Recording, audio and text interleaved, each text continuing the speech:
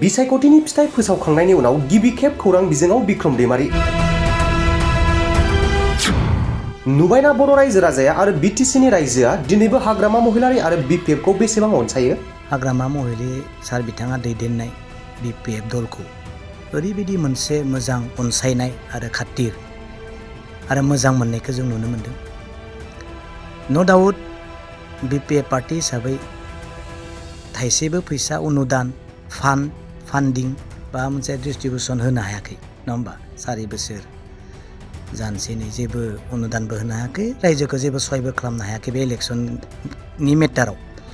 अब्लाबो जे दिनै बिटिसिनि रायजोआ हाग्रामा महिलारि बिथां दैदेननाय बिपिएफ दलखौ 4,32,000निबो बारा रायजोफोरा दिनै हाग्रामा महिलारिखौ अनसायदों। बे बिराद गिदिर मोनसे एचिभमेन्ट। उदालगुरियाव मावफुंजानो गोनां बिटिआर एकर्डनि दफाफोरखौ मावफुंनो थाखाय दिलीप सयखिया मुंनि सासे एमपिखौ देरहाहरनाय जाबाय गोसोआवला रायजोफोर। बिक्रम दैमारि।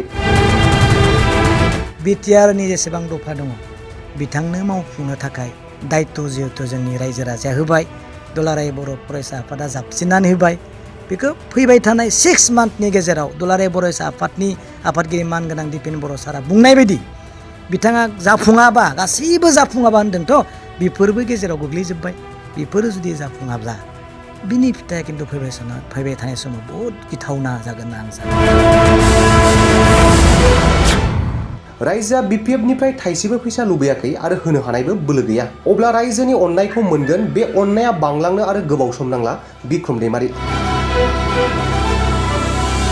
जे 50,000 भटआव बा 51, 52 बिदि माबायाव 51आव जेनदों ना, 51 भटआव जेनदों। नाथाय बे भटखौबो जों मोननो आरो बारा गोबाव सम नाङा।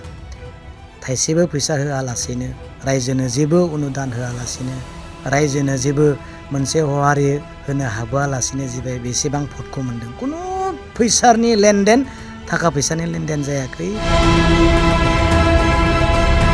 25नि थाखायथ' जोङो गासिबो रेडि जानांगोन। पार्टी हिसाबैथ' रेडियानो दङ आरो मोजां देरायाखैब्लाबो रिजाल्टआ बिराद मोजां। माने दुरबल बा नार्भास जानांगौनि रिजाल्ट नङा, बेखौ बयबो मिथिगौ। दा थांबाय, आंबो बिपिएफ पार्टीनि सदस्य नङाब्लाबो, मेम्बार नङाब्लाबो गोबां नाजाबाय बिटिसिनि सार्थआवनो। बुंनांगौ गोबां खोथा दङ, मानि थाखाय नाजादों। बयबो बिटिसिखौ बासायनो थाखायनो नाजादों। दा जोङो बे इलेक्सनाव नुनो मोनदों हाग्रामा महिलारि सार बिथाङा दैदेननाय बिपिएफ दलखौ ओरैबायदि मोनसे मोजां अनसायनाय आरो खाथिर आरो मोजां मोननायखौ जों नुनो मोनदों। न' डाउट बिपिएफ पार्टी हिसाबै थाइसेबो फैसा अनुदान फान्डिं बा मोनसे डिस्ट्रिबिउसन होनो हायाखै, नङा होमबा? 4 बोसोर जानोसै जेबो अनुदानबो होनो हायाखै, रायजोखौ जेबो सहायबो खालामनो हायाखै बे इलेक्सननि मेटाराव। अब्लाबो जे दिनै बिटिसिनि रायजोआ हाग्रामा महिलारि बिथां दैदेननाय बिपिएफ दलखौ 4,32,000निबो बारा रायजोफोरा दिनै हाग्रामा महिलारिखौ अनसायदों। बे बिराद गिदिर मोनसे एचिभमेन्ट। बेखौनो मिथिगौ जे हाग्रामा महिलारि दैदेननाय बिथांनि दैदेननाय सरकार माबाखौहाय, राजनिति हान्जाखौ रायजो राजाया दिनै अनसायदों, नङा होमबा? अनसायनायखौ नुदों। बिनि फोरमाना बेनो। दा बे भटआ 4,32,000 भटआ आरो बारायलांनो बारा गोबाव सम नाङा, नङा होमबा? जोंथ' गुबुना सानदोंमोन जों बेसेबां मोनगोन ना मोना, नाथाय दिनै साननायनि बाहेराव जे 50,000 भटआव बा 51, 52 बिदि माबायाव 51आव जेनदों ना, 51 भटआव जेनदों। नाथाय बे भटखौबो जों मोननो आरो बारा गोबाव सम नाङा।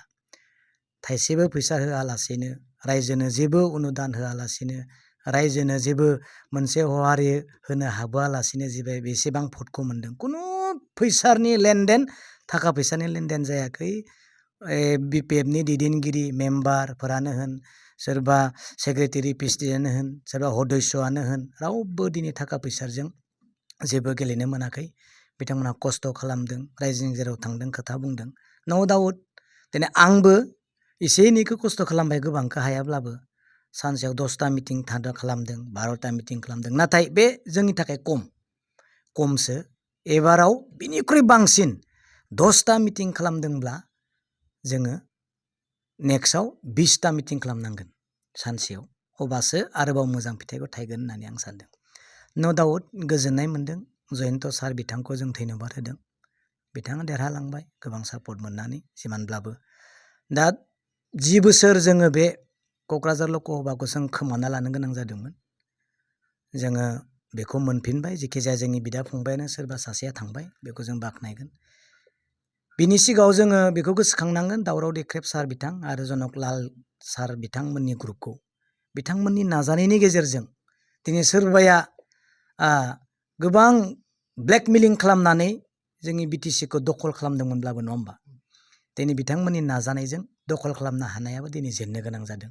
बिसोर जेननायखायनो दिनै जाया देरहालांदों, बिथांमोनखौ गोसोखांनांगोन, नङा होमबा? गोसोखांनांगोन। दा मोजां खामानिखौ मावहैगोन, बिटिआर एकर्डनि दफाफोरखौ मावफुंगोन होननानै जों सानदों। इलेक्सनाव गोबां बुंबाय, रायबाय, सोंखारिज्लायबाय, जेबो नङा, बेफोर थायो। गाज्रि मोननाय, दुखु मोननाय गासैबो निमाहा होलायजोबनांगौ। दा सरकार दाबाय, एनडिएजों थाफानानै जयन्त सार बिथाङाबो बिटिआर एकर्डआव थानाय दफाफोरखौ मावफुंनायनि निस्सय बिथाङा हेफाजाब खालामगोन आरो खालामनो होननानै थांदों। नाथाय साक्सेस जानाय जायैया उनावनि खोथा। बेखौनो खिन्थु साक्सेस जानायखौ जों लुबैदों। नंगौ, जोंहा बिसास दङ जयन्त बसुमतारी सार बिथांनि सायाव। बिथाङा निस्सय रायजोनि थाखाय खामानि मावगोन, गावनि बिदा फंबाय, गावनि न'खरनि थाखाय, बिटिसि रायजोनि थाखाय खामानि मावगोनखौ जों फोथायदों। दा नैथो आं बेखौनो बुंनो नागिरदों, उदालगुरि आरो दरं समस्तिनि केन्डिडेट मानगोनां दिलीप सयकिया सार बिथांखौ जोंनि बर'नि माहारियारि आफादनि हेफाजाबजोंनो गोबां हाजार हाजार लाख भट लाना बिथाङा देरहालांबाय, नङा होमबा? दा उदालगुरिनि बा तामुलपुरनि रायजो बिथांमोना, बर' रायजो राजाया बिटिआर एकर्डनि दफाखौ मावफुंगोन होननानै प्रतिश्रुति होनायनि थाखाय दिलीप सयकिया बिथांनो दिनै भट होदों। बिथाङा जोंनि थैनि सोमोन्दो जेबो गैया। बिथाङा आनखि जोंनि बिटिसिनि सासे नोगोरारिबो नङा। अब्लाबो दुलाराय बर' फरायसा आफादा जिहेतु खावलायबाय, बिटिआर एकर्डखौ बिथाङासो मावफुंनो थाखाय दिल्लीयाव थांगोन। बिथांखौ जों हुजुग होनांगौ। रायजोआ हुजुग होबाय, भटबो मोनबाय। दा बिटिआर एकर्डनि दफाखौ बिथाङा दिल्लीयाव थांनानै बेसेबां मोगथां महराव जाफुंहोनो हागोन, बे फैबाय थानाय समा दिन्थिगोन, नङा होमबा? दिनैबो आङो मानगोनां दिपेन बर' सार बिथां, आंनि माबिदों बिथांनि बुंनायनि सायावनो आं बिथांनि नामखौनो लानाय जाबाय। एबसुनि आफादगिरि बिथाङाबो बुंदों दिनै 6 दाननि सिगां जुदि बिटिआर एकर्डनि दफाया मोनसेबो जाफुङाब्ला जों जिरायनानै थाया होनना बिथाङा बुंदों। बेथ' मोजां खोथा। जोङो बेखौनो लुबैदों जे बिटिआर एकर्डनि दफाया माब्ला जाफुंगोन। दिनै मोनसेबो दफाया रायजोनि गोसोखौ दिनै गोजोन होनो हायाखैब्ला, मानगोनां दिलीप सयकिया सार बिथाङा दुलाराय बर' माहारिनि थाखाय बिटिआर एकर्डनि दफाखौ मावफुंनायाव बेसेबां गोजौ आगान सुरनो हागोन आरो बेसेबां गोजान, बेखौ जों सानदों। आंथ' सानदों उदालगुरि हिसाबै आंहा मोनसे रिकुवेस्ट दं। आंनि नङा, बे रायजोनि रिकुवेस्ट दं। जोंहा नै NIT national institute of technology, NIT जायखौ बुं उदालगुरियाव जानो गोनां, बेफोरखौ साक्सेस निस्सय खालामगोन दिलीप सयकिया, जोंहा फोथायनाय दं। इनस्टिटिउट अफ चाइल्डहुड मेनेजमेन्ट टंला, निस्सय जाफुंहोगोन बियो दिलीप सयकिया सार बिथाङा, आं बेखौ फोथायदों। इन्दिरा गान्धी नेसनेल इउनिभारसिटि भैरबकुन्डु, निस्सय दिलीप सयकिया सारा बर' रायजो राजाया लुबैनाय बायदि, बिटिसिनि रायजोआ लुबैनाय बायदि जाफुंहोगोन आं आसा खालामदों। अर्गेनिक इउनिभारसिटि रौतायाव निस्सय बेफोरखौ लानानै दिल्लीयाव बुंगोन, पुरा फोथायनाय दं। खेराइसालि सेन्टार भेरगाव, बेफोरबो निस्सय जाफुंथों। नेसनेल स्पर्ट इउनिभारसिटि, बेफोरबो जाफुंथों। आरो निउ हाइवे मासबाद टु हलंगि, बेफोरबो जाफुंथों। जोंनि लकेल टंला फ्लाइअभार एट टंला रेलवे क्रसिं, बेफोर सम्पुर्ण दिलीप सयकिया सारनि नाजानायनि गेजेरजों जाफुंथों होननानै आं सानदों। मानो गिदिर फोथायनाय दङ। बेल' नङा, बिटिआरनि जेसेबां दफा दङ बिथांनो मावफुंनो थाखाय दायित्व जिहेतु जोंनि रायजो राजाया होबाय, दुलाराय बर' फरायसा आफादा जाबसिननानै होबाय। बेखौ फैबाय थानाय 6 मान्थनि गेजेराव दुलाराय बर' फरायसा आफादनि आफादगिरि मानगोनां दिपेन बर' सारा बुंनाय बायदि बिथाङा जाफुङाबा, गासैबो जाफुङाबा होन्दोंथ', बेफोरबो गेजेराव गोग्लैजोब्बाय।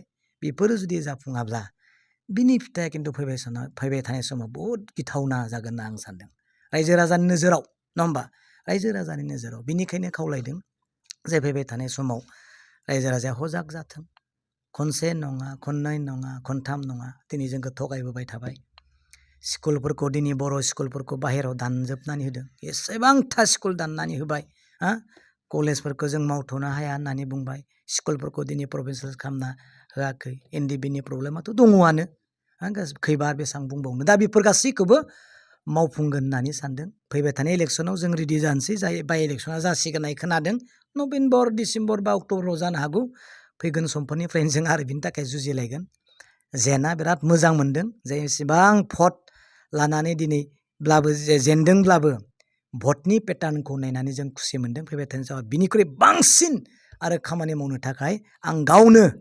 ओंखारबोगोन होननानै सानदों आरो बे बिटिसि रायजोनि मोजांनि थाखाय जागोन रावखौबो जों बुङा नाथाय आं खुनु दिन बिटिआर एकर्डनि एगेन्स्टआव बुङाखै जाफुंनांगौ जोंनि मानसिया बिटिसिनि मानसिया खामानि मोननांगौ बिटिसिनि रायजो राजायानो साकरि मोननांगौ बाहेरनि मानसिया मोननाङा बाहेरनि मानसि लाबोनाङा आं बेखौसो बुंदों आं खुनु दिन रावखौबो एगेन्स्टै बुङाखै आं बेखौनो बुंबाय इलेक्सन जोबनायनि उनाव रिजाल्टनि उनाव फार्स्ट टाइम नोंथांमोनजों दिनै बेबायदि फंनैसो खोथा रायज्लायनो मोनबाय साबायखर बावदों आं नोंथांमोनखौ आंनि गोसो गोरबोनिफ्राय थेंक इउ